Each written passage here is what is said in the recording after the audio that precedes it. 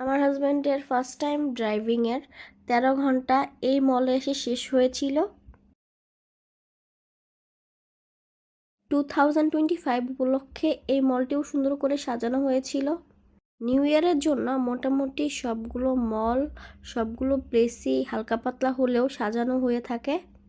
এজন্য এই জায়গাগুলো দেখতে বেশ সুন্দর লাগে।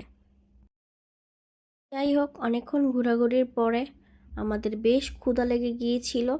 এরপর আমরা চলে আসলাম ফুড সেকশনে। আমরা আগেই কিছু সালাদ নিয়ে নিয়েছিলাম। সালাদের সেকশন ছিল এটা, আর সালাদগুলো বেশ মজা ছিল। আর এটা ছিল ডেজার্ট সেকশন। আমি আসলে ঝাল খেতে পছন্দ করি, এজন্য আমি ঝাল ঝাল টাইপের কিছু খেতে চাচ্ছিলাম। শেষে এই সেকশনে এসে দেখলাম কিছু ঝাল আইটেম আছে।